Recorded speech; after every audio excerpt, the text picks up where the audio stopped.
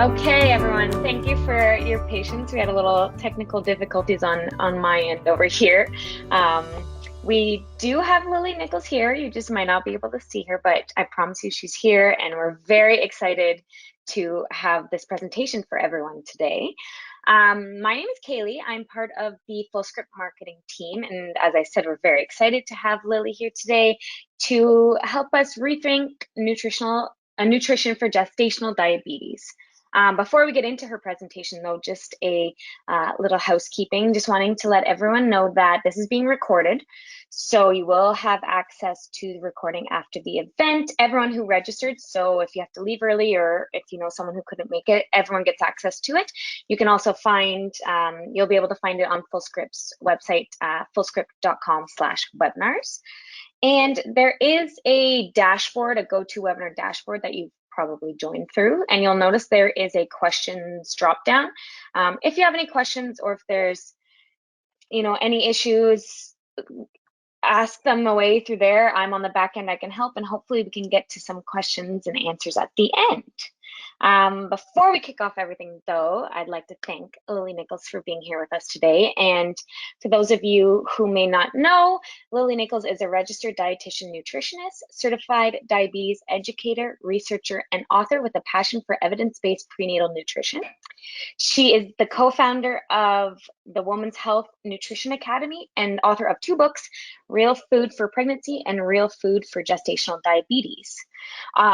This is just, there's so much more, of course, so I could go on, but we're super excited to have you here, and I won't hold up the presentation anymore. So I'll pass it over to you, Lily, and take it away, and I'll join you back towards the end. Sounds great.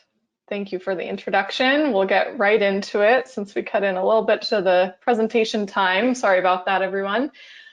So she mentioned a little bit about my background. So in my work as a dietitian and diabetes educator, I've worked in a lot of different areas in the prenatal nutrition space, from public policy with California's Diabetes and Pregnancy program, also known as Sweet Success, in clinical practice. And I also help train health professionals, especially currently via the Women's Health Nutrition Academy, but in the past through a number of different organizations as well.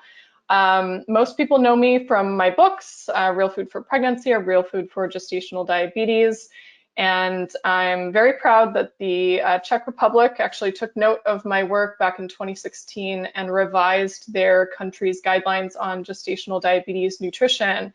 They're now reporting a significant drop in the percentage of their clientele who require insulin or medication. That's down to about 10% of pregnancies and was previously about 50%, just like the US. So I'm hopeful that we'll see change in other places, and I can talk for about 3 hours on gestational diabetes alone, but I'll try to keep it all wrapped up in about an hour here today. So this is a quick overview of what we'll cover. I'm just going to skip it and jump right into the meat and potatoes of the presentation. So gestational diabetes is blood sugar, elevated blood sugar that either first develops or is first recognized during pregnancy, which is an important distinction that a lot of people don't think about, because if it is first recognized during pregnancy but not first develops, that means there was actually some sort of elevated blood sugar going on prior to pregnancy. We'll talk about this more, but we're seeing that in quite a few cases nowadays, as the background rates of diabetes and prediabetes are so high and so many people remain undiagnosed. Another way to define it is carbohydrate intolerance during pregnancy. In other words, the body is unable to tolerate large amounts of carbohydrates at one time without experiencing high blood sugar. It is by far the most common pregnancy complication. A lot of times I see really old statistics thrown around on prevalence of gestational diabetes, like 5%, 10%. It's actually more like 18%. I've seen some newer data showing that it's 22% of pregnancies. So it's far more common even than preeclampsia, by far the most common pregnancy complication.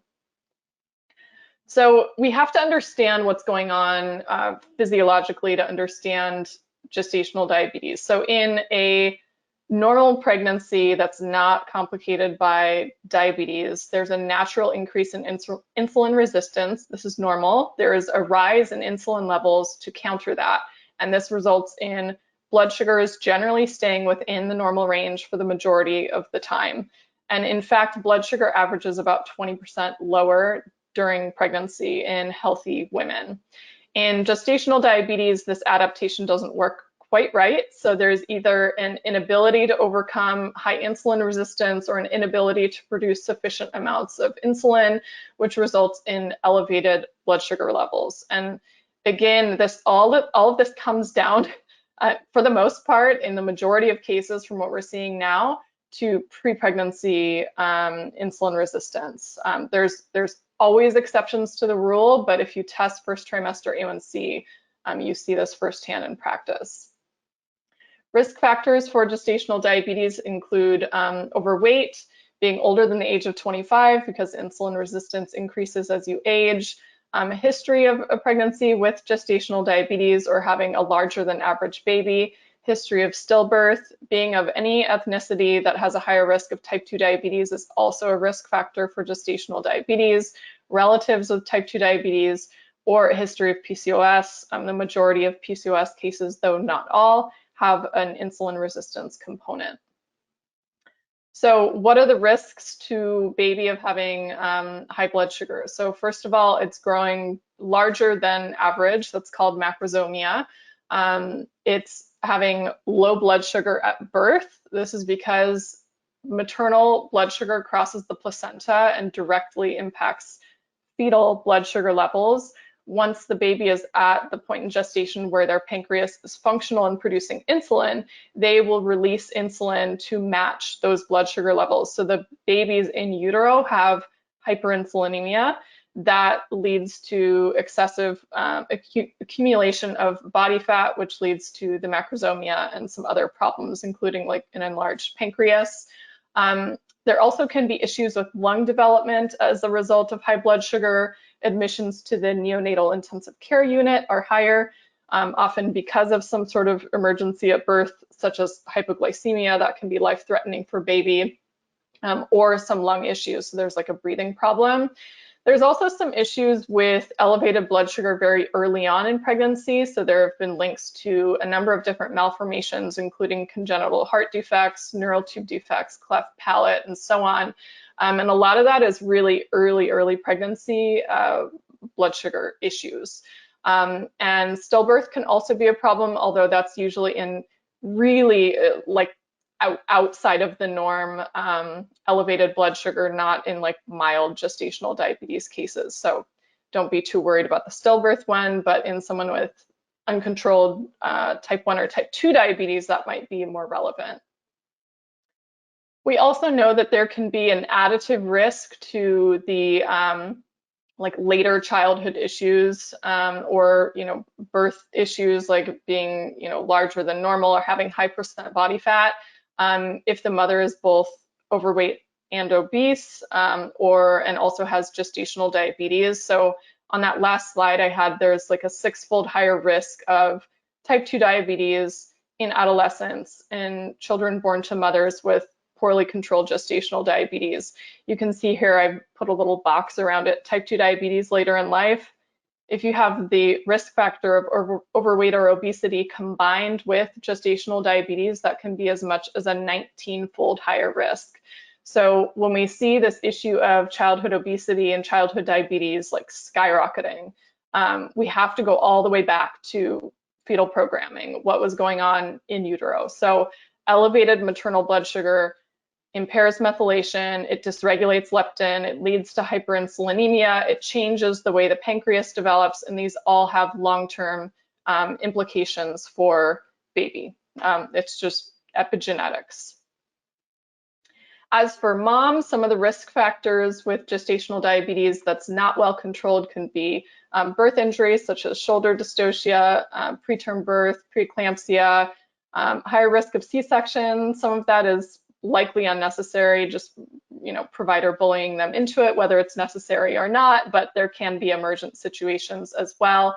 Cholestasis, so liver issues, and then there is a higher risk of developing type 2 diabetes later in life. That can be anywhere from 30 to 70% of women will convert to type 2 diabetes within 5 to 10 years after delivery. So treatment is lifestyle, nutrition, exercise. That's what we're going to focus on here. It can also be medication, and those are the ones typically used for blood sugar in pregnancy. The benefits of actually treating gestational diabetes and helping women maintain normal blood sugar levels are a significantly lower risk of both macrosomia and shoulder dystocia. We also have a really large study, the HAPO study, which is the hyperglycemia and adverse pregnancy outcome study, that had over 23,000 women over 11 countries.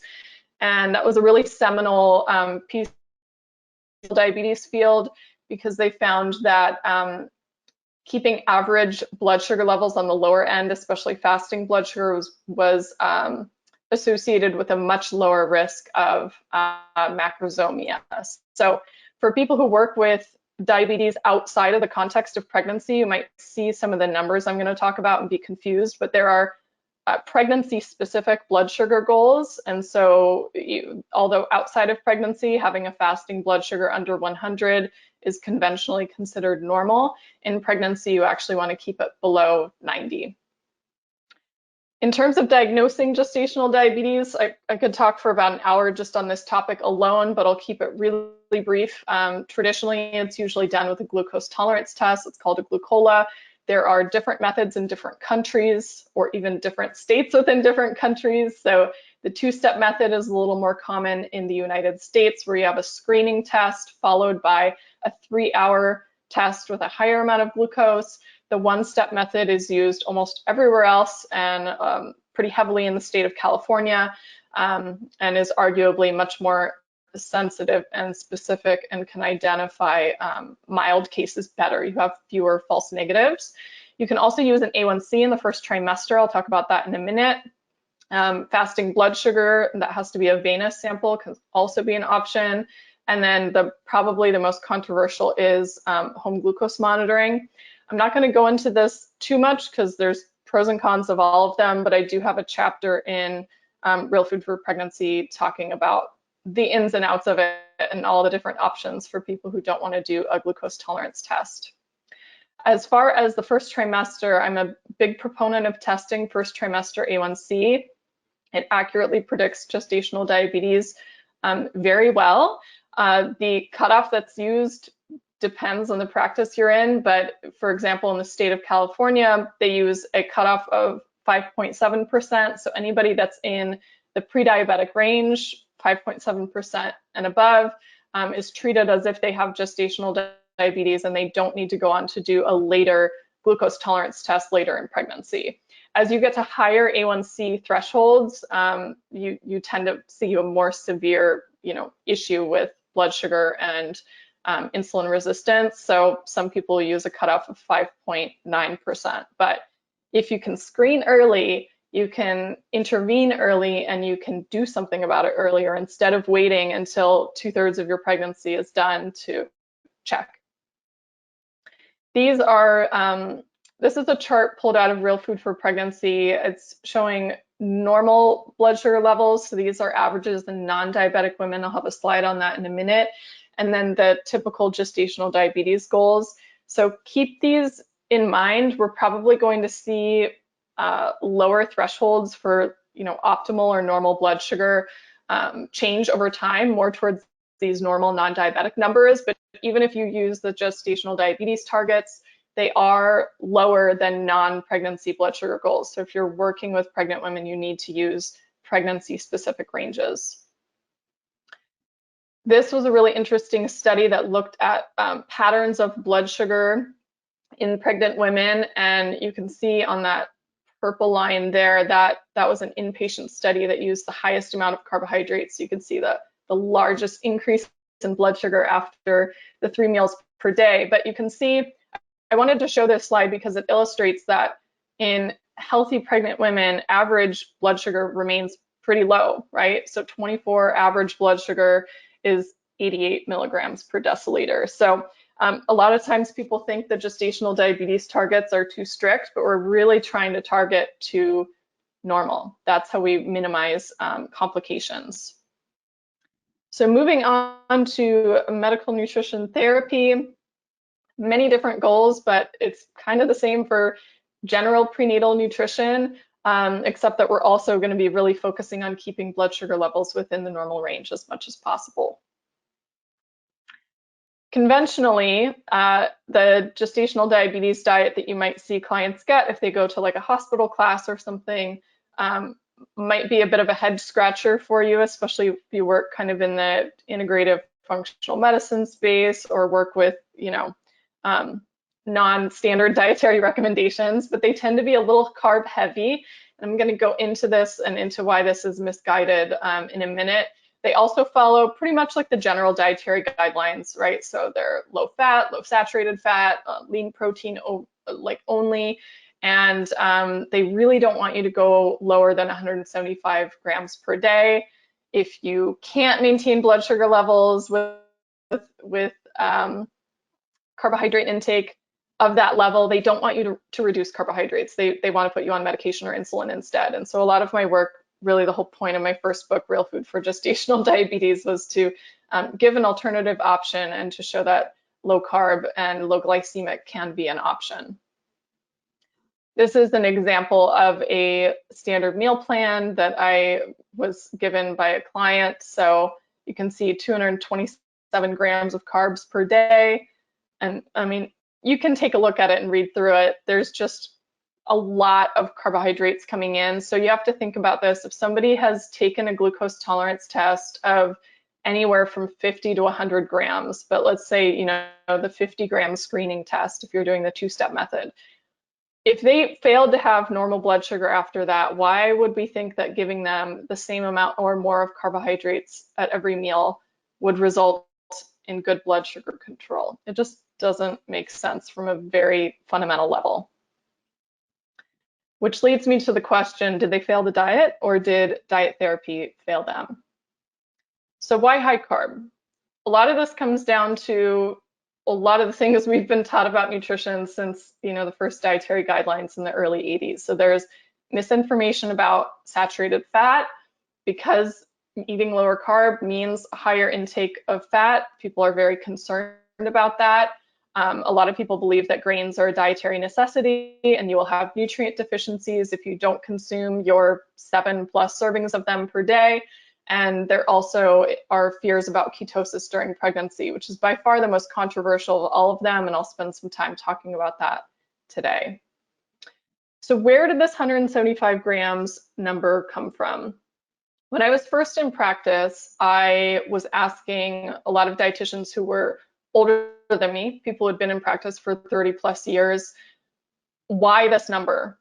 Where did it come from? Why do we have to do this? I tend to be a person who asks a lot of whys, and nobody could tell me. And I finally had to dig it up in an Institute of Medicine document and run the numbers for myself. And this is where it comes from. If we start just with the estimated average requirement of 100 grams, anybody who's ever eaten low carb knows that that is pretty much pulled out of thin air.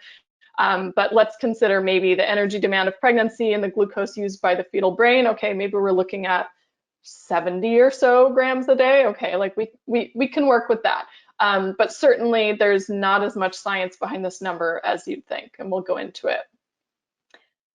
We also have to remember that the body is quite resilient. So if you do not consume a lot of carbohydrate, but you eat sufficient amount of calories from fat and protein, your body can actually create glucose via gluconeogenesis. This is known. This information came from that same document that I pulled those numbers from. So there's a lot of contradictory information in that Institute of Medicine document. The major problem, though, is ketones.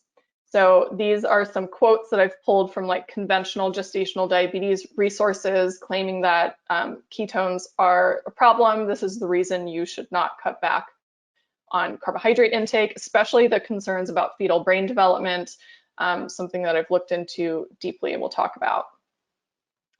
Interestingly, during pregnancy, the metabolism adapts significantly. Your body always wants to maintain a consistent fuel supply to baby. So if there's ever a dip in either energy intake or supply of carbohydrates, your body's backup mechanism of burning fats and producing ketones as a byproduct and burning ketones for energy, this happens very easily in a pregnant body. So I found it kind of funny, like, well, why would pregnancy naturally perpetuate a state that's considered dangerous? That's interesting. The important point here, though, is that there's different types of ketosis, and you need to understand the differences between them. A lot of the original research that claimed that ketones harmed fetal brain development was looking at either diabetic ketoacidosis or starvation ketosis, neither of which are good. We really don't have a lot of data specifically on nutritional ketosis. So ketosis doesn't mean diabetic ketoacidosis. This is a really important point to bring home. It's something I was not taught in my dietetics career. It was something I was not taught in my training as a diabetes educator. But there are different types of ketosis, and I've tried to summarize it. It's a little overly simplistic. This kind of draws the point home. So if you are in starvation ketosis, you're not eating enough food.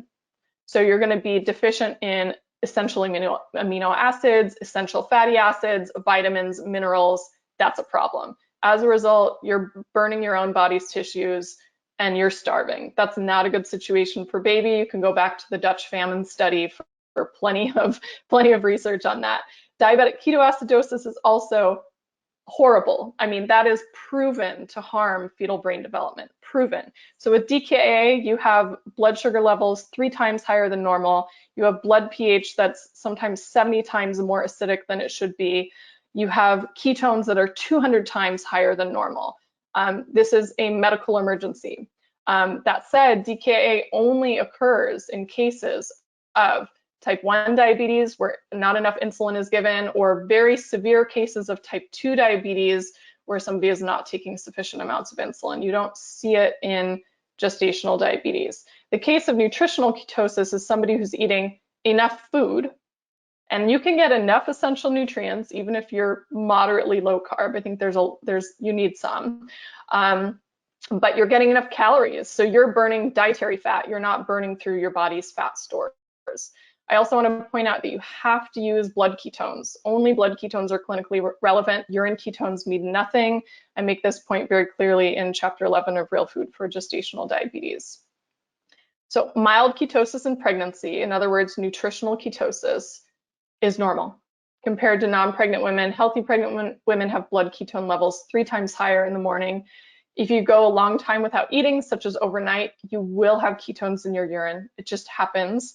Even the placenta might create ketones itself intentionally to preferentially transfer them to the baby. So they do play a role. In late pregnancy, ketosis is even more frequent.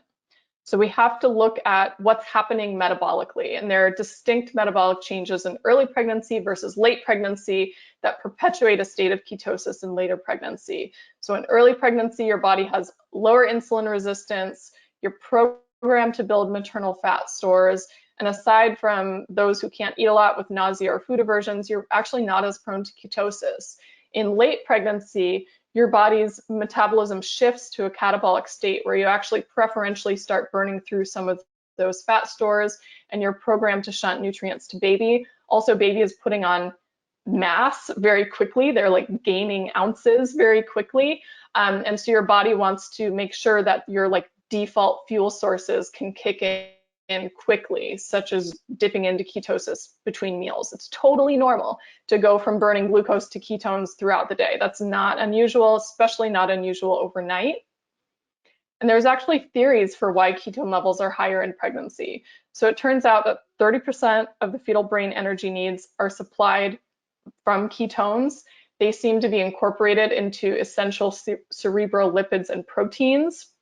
It plays a role in energy production and also is important to infant survival because babies are born in a state of ketosis and stay in a state of ketosis for at least the first month of life, longer in babies who are exclusively breastfed, and peak ketone levels are at days like 2 and 3 of life as mother's colostrum transitions to mature breast milk. It is just normal. That's how they survive. It's totally normal for us as mammals and as humans.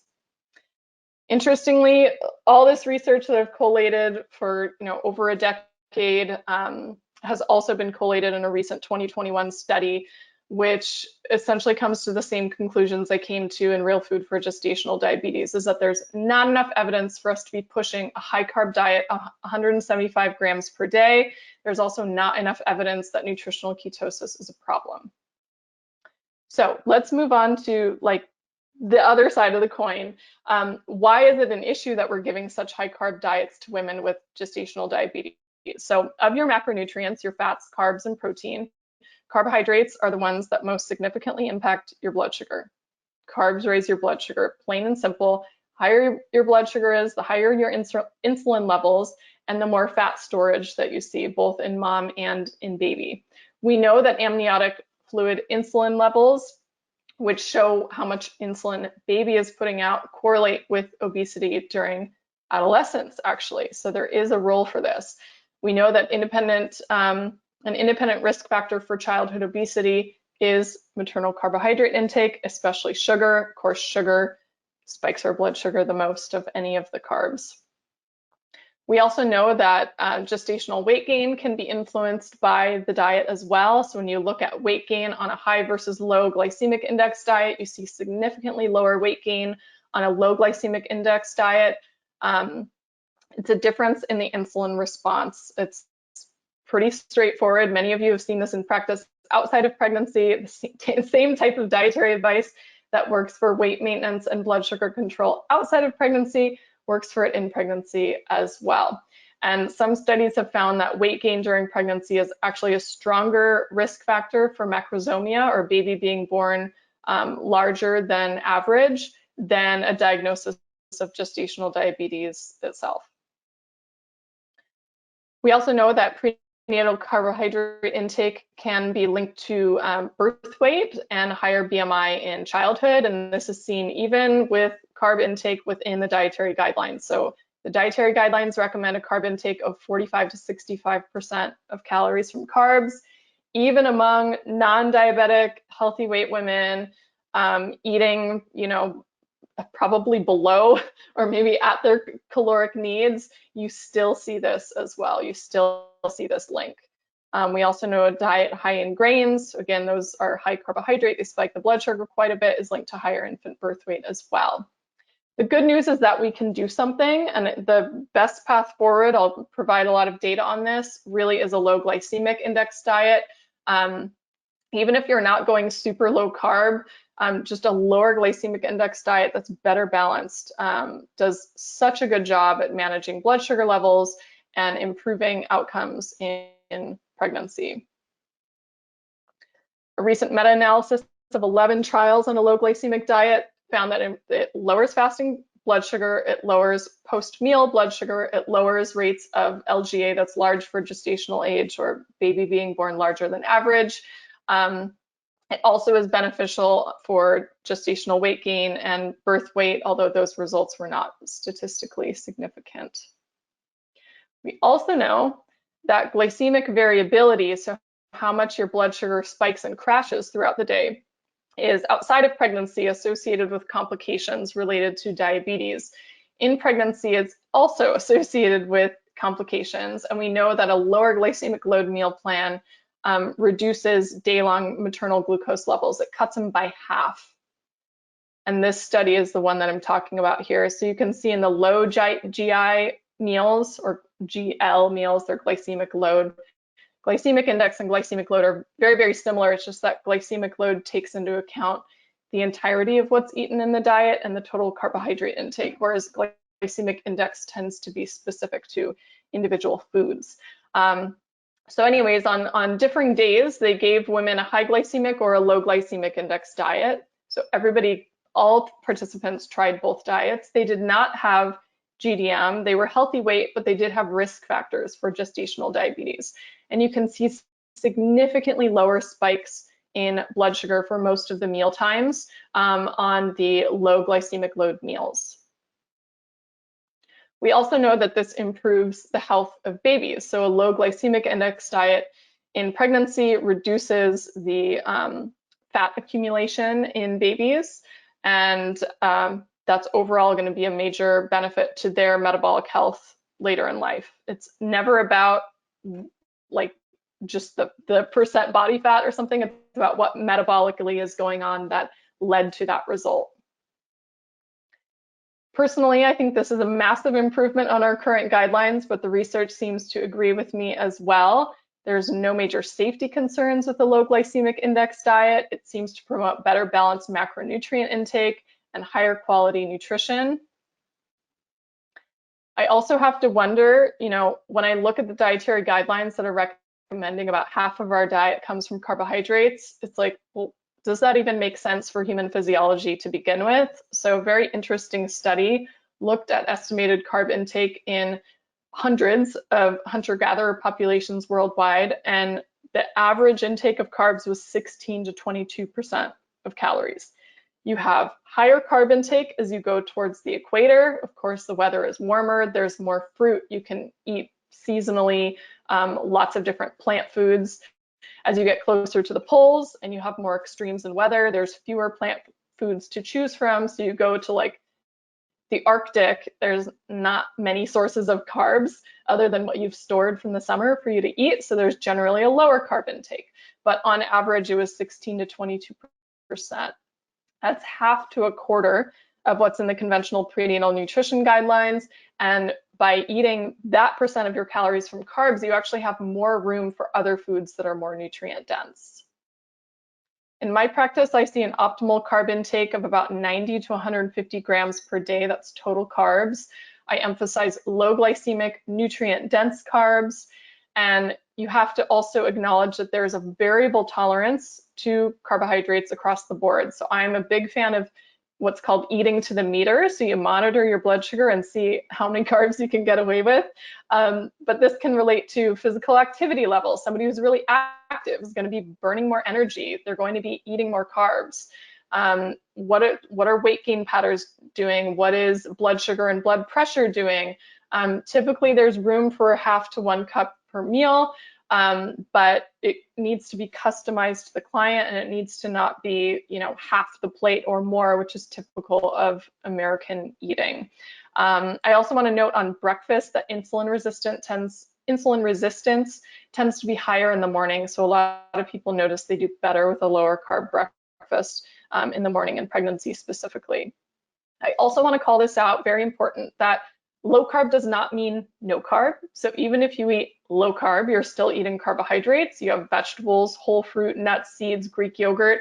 You can still have some higher carb foods in moderation. You just have to note that those are the ones that are likely to spike your blood sugar more. Everybody has a different response to different foods, but those are the ones where you have to be a little more conscious of your portions when you're dealing with insulin resistance or gestational diabetes.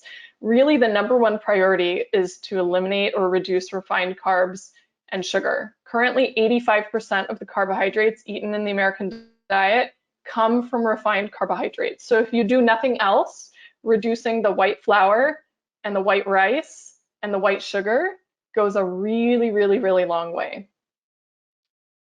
When you're talking to clients with gestational diabetes about things that are going to raise their blood sugar, you got to give them a list of foods that are high in carbohydrates and help them figure out how to fit those foods into their meal plans in appropriate portions that their body can tolerate, and make sure that those foods do not displace other more nutrient dense foods. Also, from this list, I tend to choose from the lowest glycemic options, like beans and lentils, for example, or Greek yogurt. Those would be best options. Berries like fruits tend to naturally be lower in carbs, but also really high in fiber. They're low glycemic. The refined carbs and sugars are the major problem. Many of these are obvious, but I do want to point out that even the natural sugars do spike your blood sugar, so they still need to be taken into consideration, like juice, honey, and maple syrup. We also know that when you consume better quality carbohydrates, you actually increase your intake of micronutrients. And it makes perfect sense if you displace your white flour and your white sugar for green beans and berries and an orange in whole form, you get better micronutrient intake than when you're eating a lot of white flour, white sugar foods. The more carbs are processed, the higher the glycemic index. So think about the way that we consumed foods before we had so much food processing. So a whole potato has a different glycemic index than potato starch. A whole orange has a different glycemic index and a different carbohydrate load than juice. And this is a perfect example here. So one orange gives you 16 grams of carbs and 3 grams of fiber. Look at the juice. And then multiply by the serving size. And a lot of people will drink down a whole bottle of that juice and not even think about it, not realizing that they're eating 4 oranges worth of sugar. Also, nutrient-dense foods are naturally low in carbs. I'm not going to go into all the specific benefits of these. I outline these in my book, but a lot of the nutrients that you need most in pregnancy and also for fertility and postpartum recovery as well are in foods that are naturally low carb. In terms of communicating this to clients, I use the plate method pretty often, and this is one that I have in my books. So non-starchy vegetables taking up most of the plate, allowing about a quarter of the plate to be protein and fat and a quarter of the plate to be carbs. You'll notice in that carb section, it's all those different foods that I listed on that carb slide. It is really, really, really easy to overeat carbohydrates. So it's important that they understand portion sizes with this. For a lot of people, even when they feel like they're eating really low carb and they're eating like 150 grams of carbs a day. For some people, that is a significant reduction from what they were doing before. Even if you just swap out the refined ones for less refined carbs, you're going to see massive, massive benefits in blood sugar control. I'm also big on something I call naked carbs. Don't eat naked carbs. I coined this really early in my career when I was trying to find a funny way to encourage people to not eat carbohydrates by themselves. This significantly changes the glycemic load of what you're eating. So if you pair carbohydrates with a source of fat and protein, and also ideally some fiber, you see a significant reduction in the blood sugar spike. For anybody who's ever worn a continuous glucose monitor or CGM, you'll see this firsthand on your blood sugar readings because you can actually track the exact spike or the peak after you eat. And if you're curious more about that, I do have a blog post called Cgm Experiment where I go through my results, and there's some pretty shocking results from an oatmeal breakfast. But you don't have to eat like terrible, awful tasting food. Controlling blood sugar can actually be pretty delicious and yummy. This gives you an example of a conventional meal plan. This is literally taken from the Academy of Nutrition and Dietetics recommended meal plan for pregnancy, the conventional one. A real food is an example of one that I came up with, and you can see there's just more emphasis on consuming enough protein, nothing is low fat, and you don't have quite as many carbohydrates coming in at every meal and snack. Here's another example of a meal plan. I do run an online course called the Real Food for Gestational Diabetes online course. This is for clients specifically, not necessarily practitioners.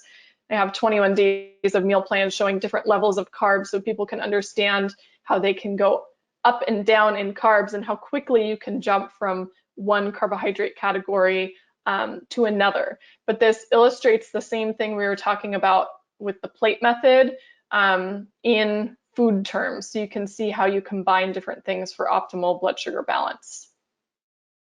Other considerations would be typically in gestational diabetes, a bedtime snack is recommended. This is often but not always helpful for managing fasting blood sugar.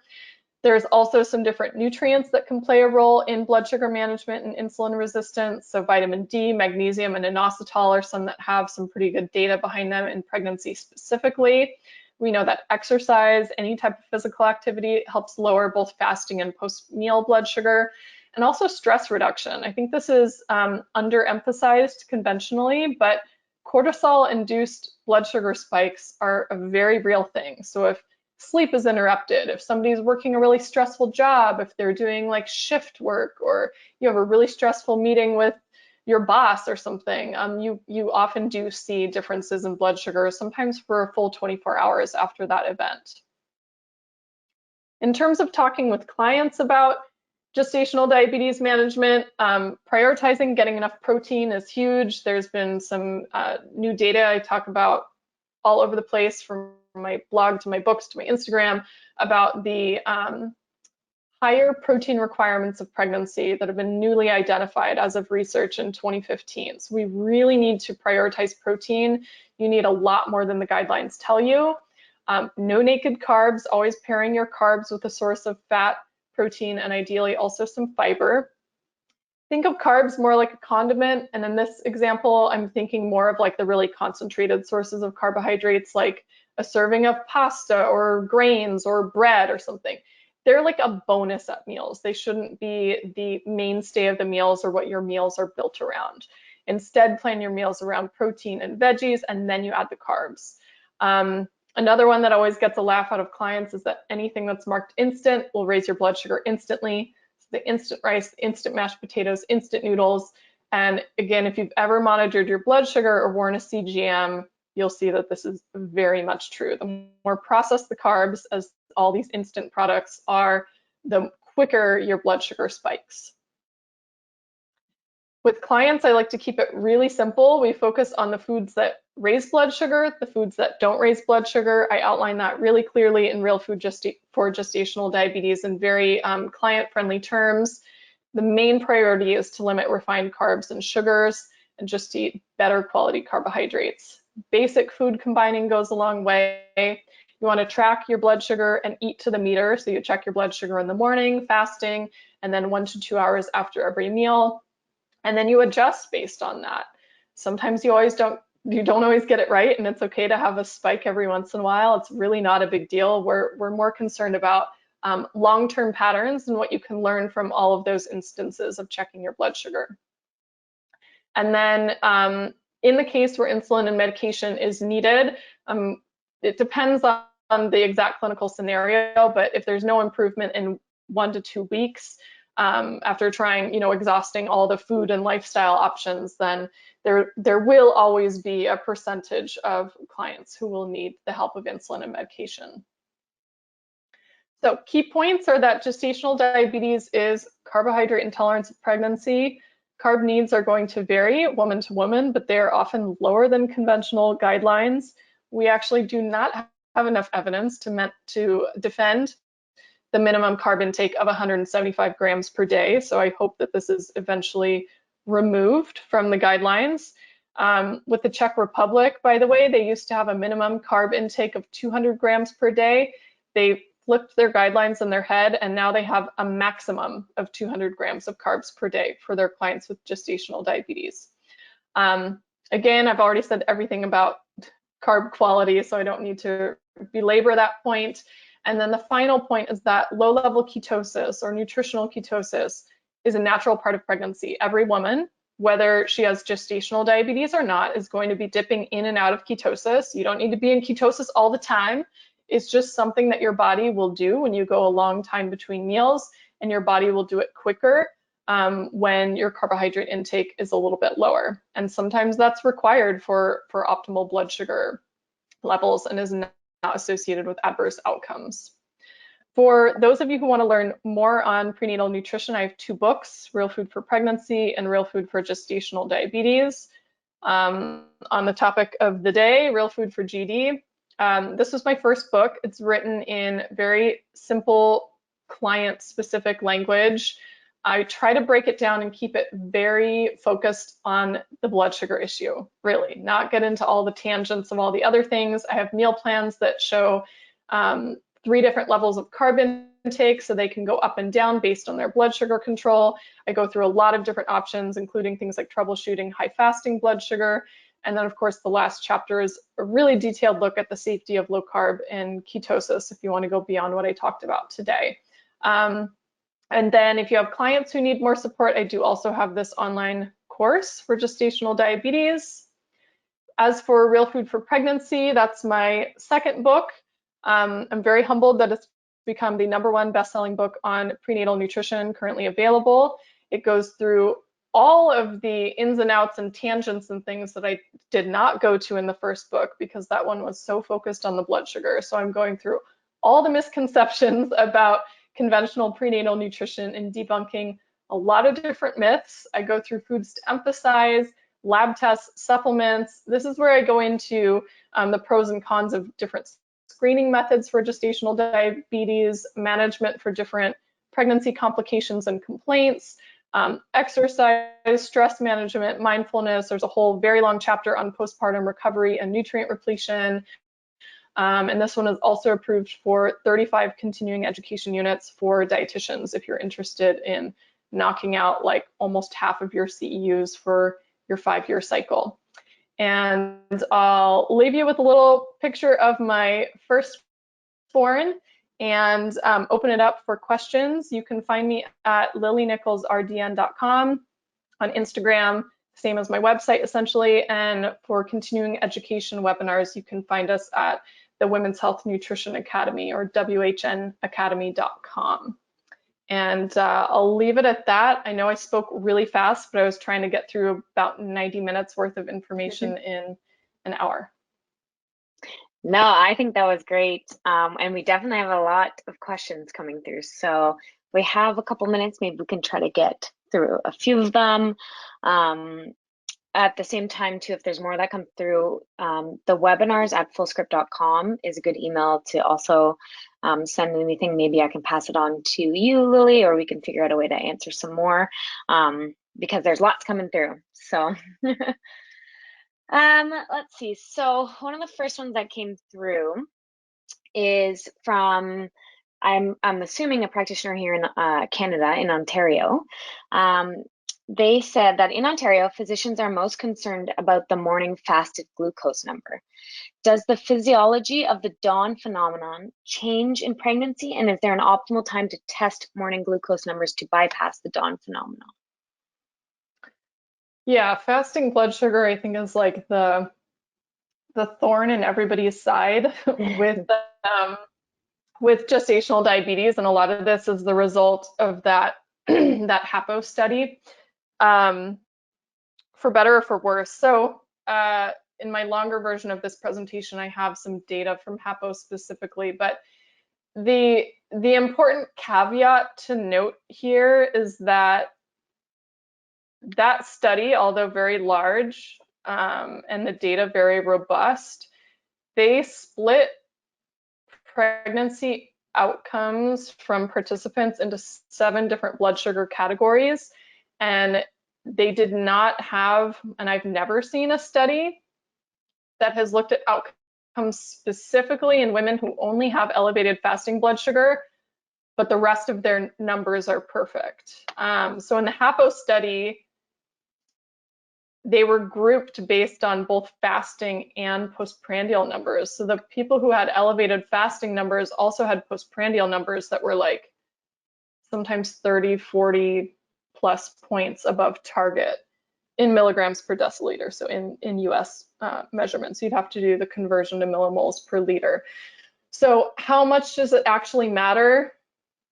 It's questionable if daytime numbers are truly really well controlled, and that's why I really like the use of CGM if you can get it, because you can get a full 24-hour average of what's happening with their blood sugar. So like, for example, I showed that slide of average blood sugar levels of normal, healthy, non-diabetic pregnant women was 88 milligrams per deciliter over 24 hours.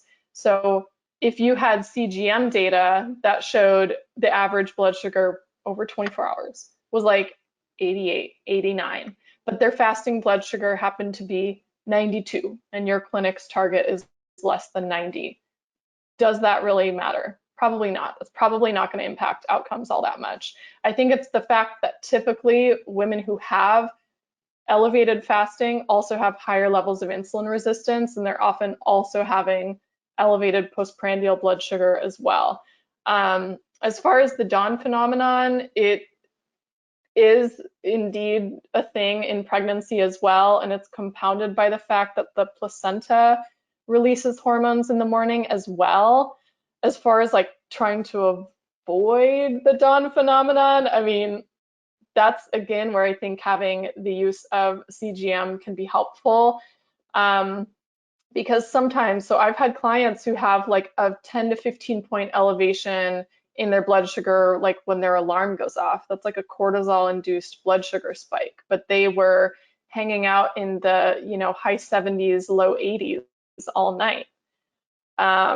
So if you can get a blood sugar reading like immediately upon waking, that would be ideal. If you have somebody who has kind of poor sleep, maybe they have young children at home or something, and their first wake up is like 5 a.m. and then they go back to sleep and they don't get up until 8, I would probably check at 5 a.m. and count that as the fasting blood sugar reading, because your blood sugar is probably going to remain elevated after you've had that like cortisol surge from that wake up.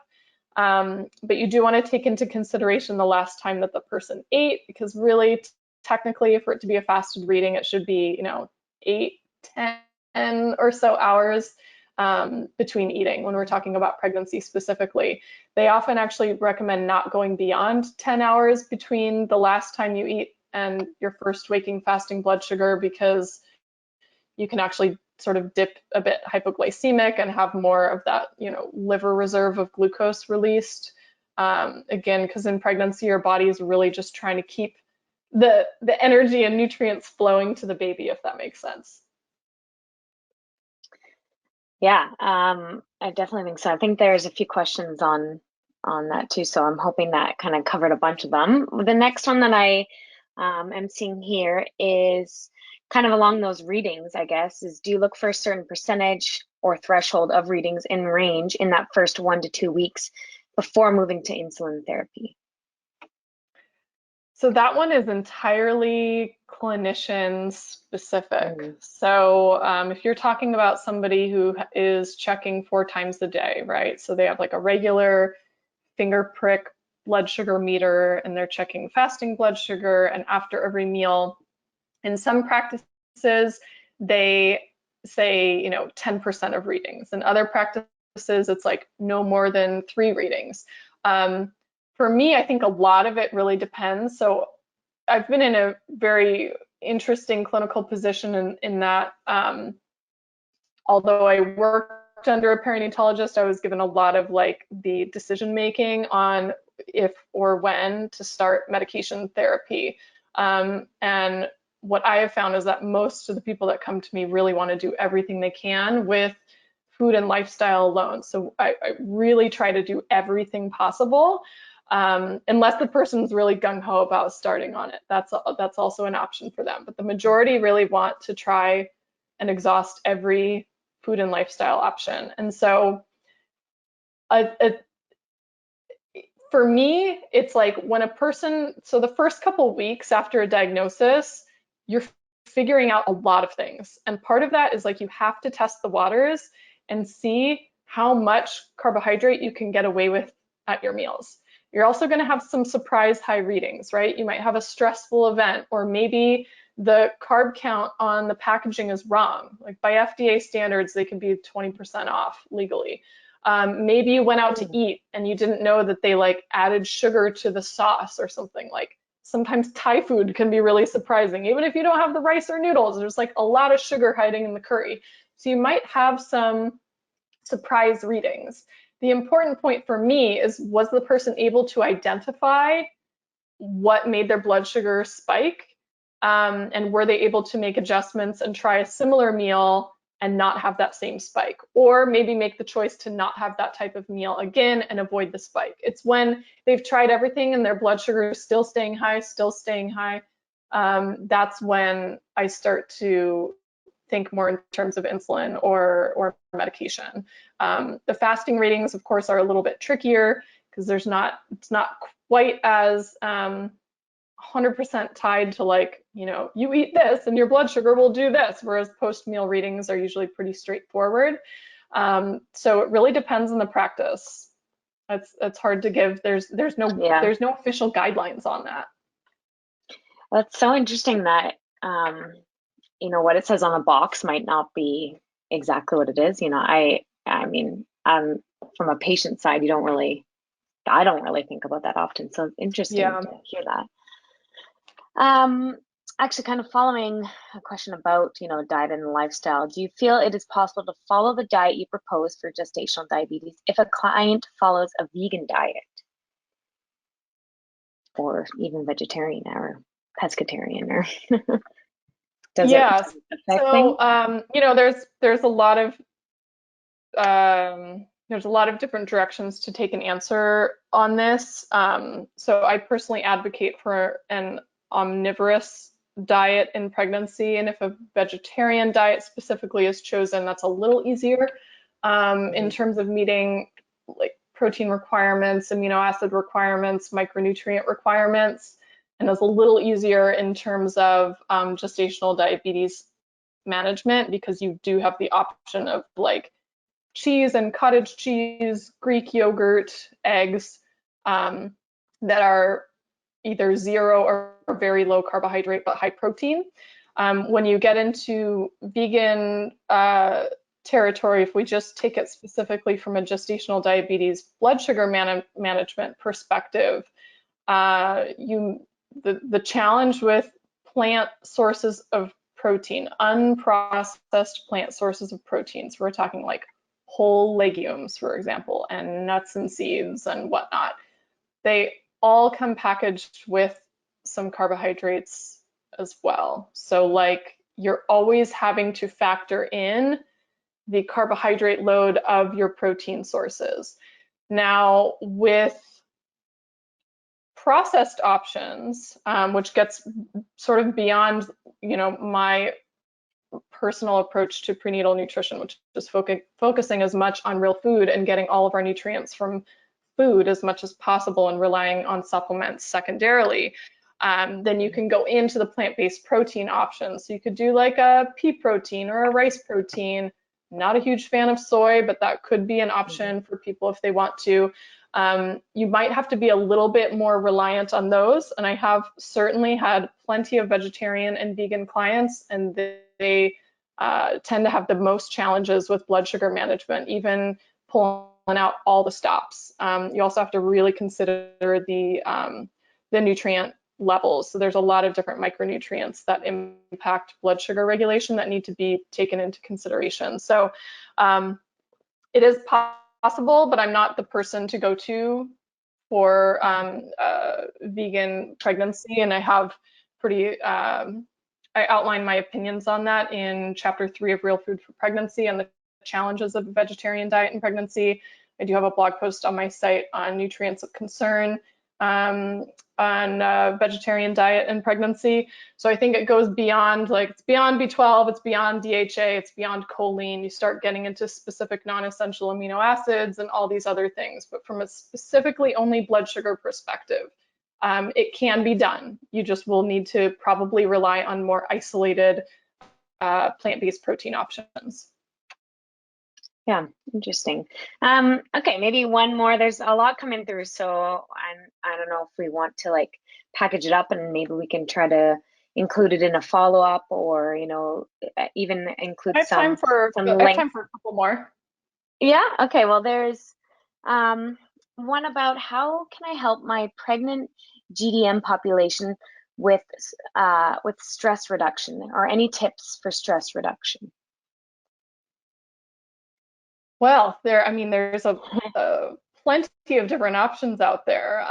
Mindfulness is a big one. Some people are into prayer or meditation, going for a walk, spending time in nature, seeing if there's any changes you can make to your schedule, and some of this, is possible or not possible based on your, work or economic situation at the time. Some nutrients seem to often help. So we burn through more magnesium, for example, when we're really stressed out. So can you add in additional magnesium? Would breathing exercises help? Stretching or yoga? There's a whole wide range of things. Yeah. It's really a matter of what's going to work for that individual person. And sometimes you can kind of throw a whole bunch of stress management techniques at people, and they don't really need stress management techniques. They need to remove the source of stress from their life. And sometimes that's not always doable right away, right? Yeah. So I think an open conversation with them about what that looks like if you happen to identify blood sugar spikes that seem to be related to stress, and mental health professionals having them as a referral source might be helpful if that these types of conversations can be really nuanced and might be out of your wheelhouse or out of the time allotment you have for your visits. So having referral sources could also be helpful. Yeah, that's great. What are some goals you'd like to see moms hit in the preconception stage when they have a history of gestational diabetes? Goal, I'm wondering if this is in terms of blood sugar goals or like nutrient goals.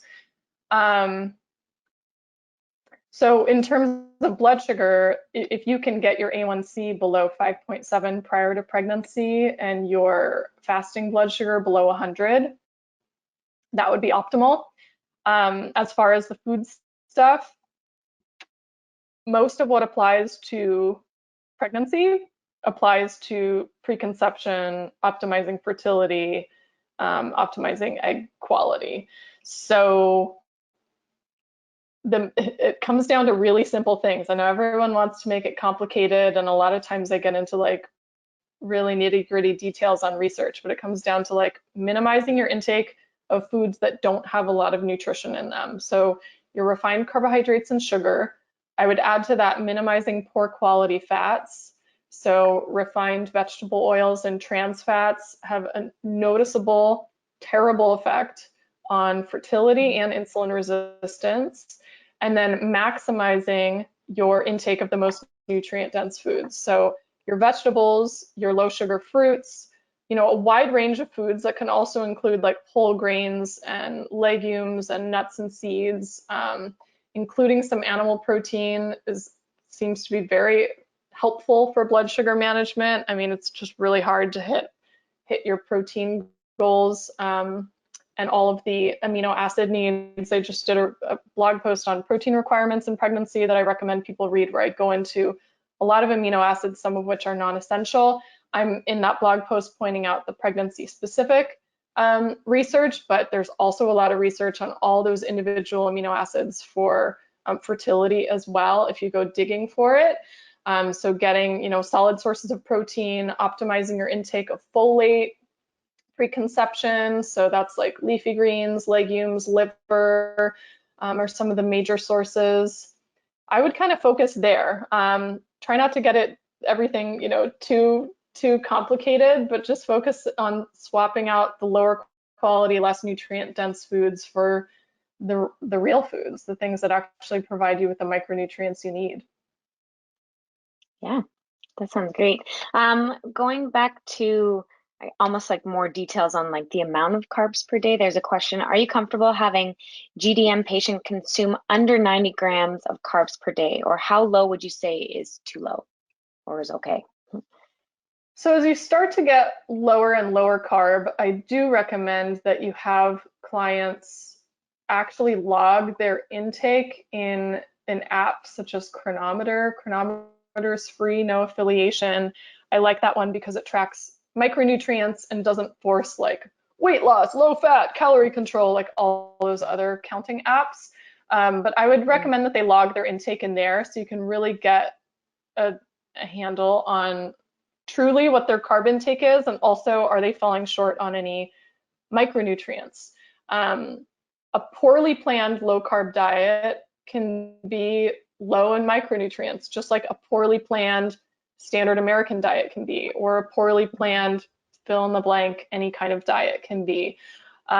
So I would, when you start getting lower carb, and yes, I have had clients go lower carb and do so safely and have perfectly healthy full-term pregnancies and very bright, healthy children, I start to just want to make sure that we're hitting all of our micronutrient goals and making sure that their lower carb diet is still made of whole foods and not lower carb because they are, say, restricting their intake of kale. Like if you start to get so low carb that you have to count your carbs from kale and Brussels sprouts and almonds, you're probably don't need to be going that low carb.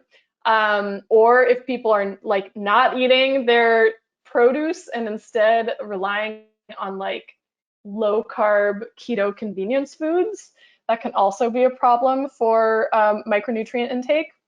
But generally, if they're hitting their protein goals, protein is so packed with micronutrients that when people are hitting their protein goals, they're often crossing off a lot of their different micronutrient needs, especially if they're getting some of the more nutrient dense sources of protein, like incorporating organ meats and fish and oysters and eggs and things into their diet, at least on occasion. Then you're more likely to hit those needs. But I would say it's rare that I go below like 75 grams a day. And again, when you're doing that, if you're truly taking into account all of the carbohydrates a person is eating, you probably don't have any of your like high carb foods in, right? Like at that point, the only fruit you're doing is probably like high fiber berries, and like the only vegetables you're doing are non-starchy vegetables. It gets really strict. And so I find that I often don't need to do that. If we really focus on a better balanced meal plan and replete any nutrients that might be deficient, we often don't need to go that low carb. And so my work has been interesting because a lot of the people in the low carb community, you know, praise my work for being, yay, somebody is defending low carb in pregnancy. And then they're like, oh, she's recommending up to 150 grams. Like they can't handle it. It's like too many. They think that's too many carbs.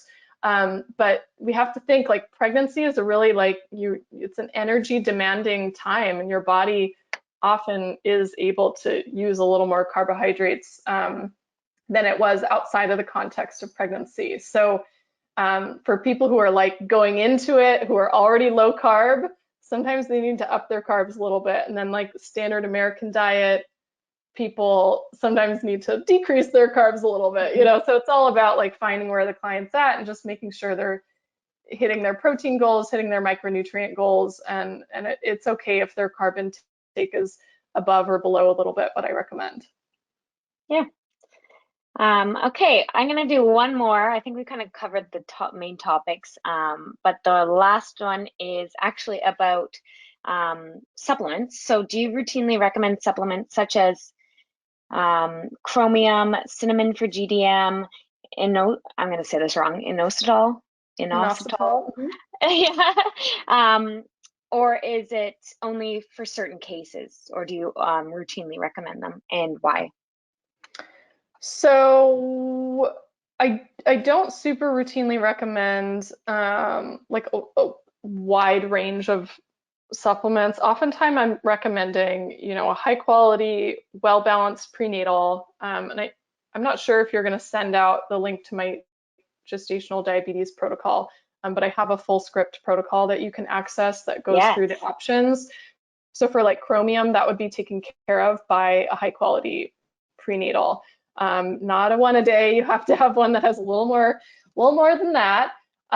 Cinnamon, I usually don't do a supplement per se. I'm not against cinnamon, but you kind of get into tricky territory with herbs in pregnancy. But I'm totally fine with somebody just adding cinnamon to their meals, for example. It wouldn't hurt. Inositol has some pretty good research on pregnancy specifically. It has positive research for fertility, positive research for preventing and also preventing gestational diabetes and controlling blood sugar in gestational diabetes. I do use that one pretty frequently. Typical dosage used is 4 grams per day, and we've seen some pretty good success with fasting blood sugar for that one. I do often recommend magnesium, especially in the evening before bed. Tends to improve sleep, but also like you need magnesium for insulin sensitivity, and a lot of people are low, especially when there's blood sugar issues. Another one I use a lot is vitamin D if the person is low. We do have pretty strong data on vitamin D in pregnancy, showing that 4,000 IUs optimizes both mother and baby's vitamin D levels. So if their prenatal does not provide that, and or they don't live in a southern climate where they get a lot of non-sunscreen exposed time in the sun, and or their vitamin D levels are low in their serum, then that's definitely something to consider. I've seen with any of those, I've sometimes have seen upwards of like 20-point drops in blood sugar. So I have had times where like somebody comes to me and their fasting blood sugar is 110, and any other clinician would be like, oh my God, start insulin immediately. I do always like to give people time, if we can, to lower it. And I've seen times where we've lowered blood sugar down to the normal range just with all the dietary stuff. You control the daytime numbers. Sometimes the fasting ones also come down. You replete some of these nutrients, you improve insulin sensitivity, you get them walking after meals. And sometimes you see really miraculous results. And then other times, you know, sometimes it's a little more stubborn. If you look at like any of those trials that are like the Virtus study, for example, implementing low carb for type 2 diabetes and so-called reversing type 2 diabetes. I mean, these are long-term interventions. And the struggle with pregnancy is we have a really short window to work with. So we don't have time on our side, right? So that's why we kind of have this like shorter window, because we do know, you know, the risks with long-term elevated blood sugar. And so we want to act quickly. I'll tell you that typically we're able to get the post-meal readings within range. I very rarely have to have somebody on daytime insulin or medication for those unless they're really severely insulin resistant. But the fasting ones sometimes can be tricky. So you give those things a shot, and then, you know, you have the help of pharmaceuticals when you need them. So interesting. I feel like I'm learning so much here, and I love how engaged, you know, everyone is and excited to hear from you, and also like the feedback of how much they love you is just so nice to see. So I'm gonna wrap it up here. I think we covered most of the topics of the questions, if not almost all the questions. If there's any more, you know, webinars at fullscript.com, I can try to pass them along, and maybe we can, you know, create a little document for a follow-up, or we've done that in the past. And I will definitely send out your protocol. Actually, someone's already asked for it. So we will definitely include it in the follow-up and any other resources we can find, or if you'd like to provide. But I want to thank you for being here today, and for your patience with our technical issues and not being able to see your face. I know, sorry you can't see my face.